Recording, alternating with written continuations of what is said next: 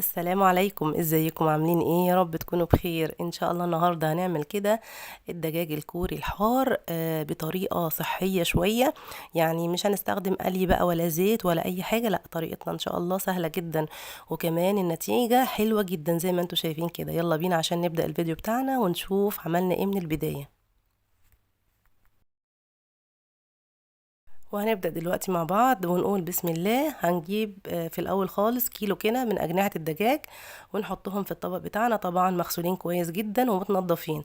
هنجيب بقى شوية بهارات حلوين كده من عندنا، يعني نص معلقة بابريكا، نص معلقة توم باودر، معلقة كده من بهارات الشوي بتاعة الفراخ دي موجودة عند العطار، وكمان عندي سنة قرفة يعني ربع معلقة من القرفة. لو ما بتحبيهاش مش مشكلة شيليها، بس أنا بحبها دايما في اللحوم والفراخ لما باجي أشويها يعني. وبعد كده عندي بقى كمان فلفل وفلفل اسود يعني، وكمان شوية ملح، وكمان عندي هحط كده معلقة ونص من الصويا صوص، وهقلبهم كويس قوي مع بعض. قبل ما اقلبهم مع بعض احط كده رشة زيت، يعني حوالي معلقة زيت كده عليهم، وابدا ان انا ادعك الفراخ كويس قوي بالبهارات اللي انا حطيتها عليها، يعني اتبلها كويس قوي. وبعد كده هنسيبها ساعة وندخلها على الفرن على طول علشان تتشوي معايا. طبعا مش هتاخد وقت لان الاجنحة بتستوي بسرعة. وبعد ما طلعت من الفرن بصوا خدت اللون التحفة اللي انتوا شايفينه ده. بس طبعا مش هو ده اللون اللي انا عايزاه لسه، كده احنا ما عملناش الخلطه الكوريه بتاعتنا. كده خلصت الفراخ، اتاكدت ان هي استوت كويس قوي. تعالوا بقى، فاكرين هريسه الشطه اللي احنا عملناها مع بعض؟ هسيب لكم ان شاء الله الرابط بتاعها في صندوق الوصف. هنجيب كده معلقتين من هريسه الشطه، ونحط عليها حبه كده برضو معلقتين يعني يعتبر من الكاتشب، وكمان عندي برضو الصويا صوص هحط منه حوالي كده معلقه ونص برضو.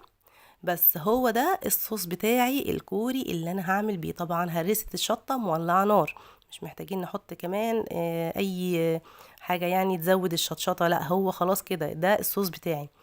تعالوا بقى نبدأ ان احنا نغلف الفراخ بالصوص الحلو ده. هنجيب الطاسة كده ونحط فيها شوية من الزيت.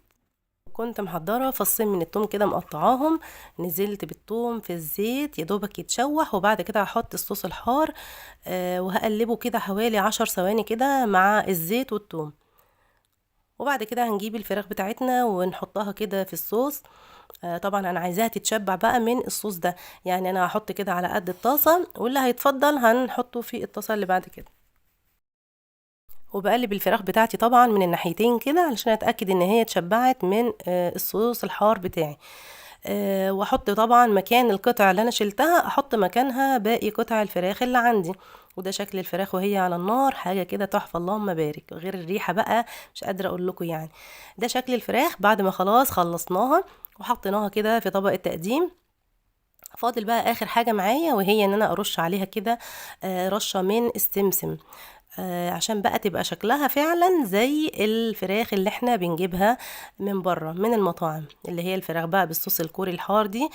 حاجة كده وهم اللهم بارك، بصوا شكلها تحفة. عرفنا خلاص سر اللون الحلو اللي احنا بنشوفه في المطاعم، وكمان الطعم الحلو بيجي منين. دي كانت وصفتي النهاردة، يا رب تكون عجبتكم. تعالوا بقى نشوف الفراخ كده واحنا بنقطعها وبندوقها، حاجة كده وهم اللهم بارك. اهو زي ما انتوا شايفين، بصوا دي اول قطعة معايا. هبدأ ان انا افتحها معاكم كده. بصوا شكلها ومتغلفة كده بالصوص حاجة وهم. بصوا بقى مستوية، طبعا متأكدة ان هي مستوية جدا من جوه ومتشبعة كمان بالصوص. يعني عايزة اقول لكم طعم وشكل، يعني فعلا فعلا الاكلة دي بتنزل القلب قبل ما تنزل المعدة، يعني بسبب شكلها التحفة اللي انتوا شايفينه ده. دي كانت وصفتي النهاردة، يا رب يكون عجبتكم. ما تنسوش بقى اللايك والاشتراك في القناة علشان يوصلكم الفيديو اللي جاي ان شاء الله، واشوفكم على خير، والسلام عليكم.